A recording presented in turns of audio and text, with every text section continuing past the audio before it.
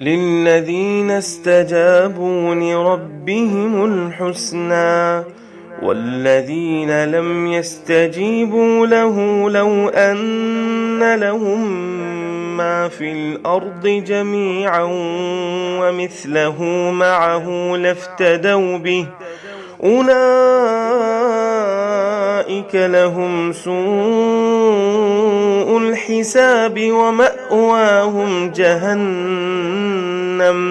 وبئس المهاد أفمن يعلم أنما أنزل إليك من ربك الحق كمن هو أعمى إنما يتذكر أولو الألباب الذين يوفون بعهد الله ولا ينقضون الميثاق والذين يصلون ما أمر الله به أن يوصل ويخشون ربهم ويخافون سوء الحساب والذين صبروا ابتغاء وجه ربهم وأقاموا الصلاة وأنفقوا مما رزقناهم سرا وعلانية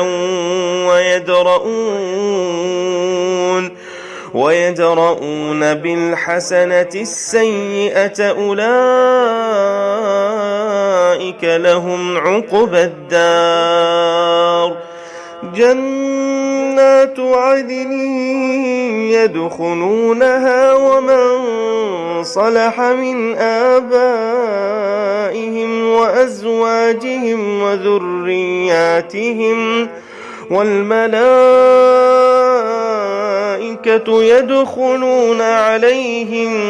من كل باب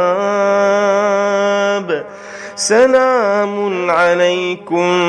بما صبرتم فنعم عقبى الدار والذين ينقضون عهد الله من بعد ميثاقه ويقطعون ما أمر الله به أن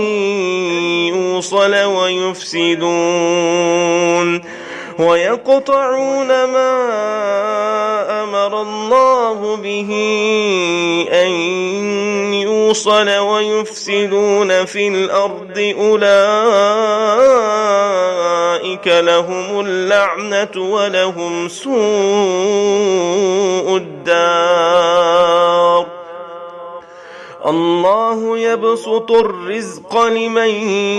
يشاء ويقدر وفرحوا بالحياة الدنيا وما الحياة الدنيا في الآخرة إلا متاع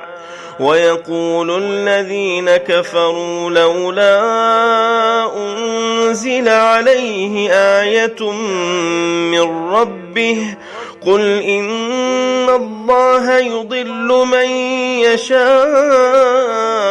ويهدي إليه من أناب الذين آمنوا وتطمئن قلوبهم بذكر الله ألا بذكر الله تطمئن القلوب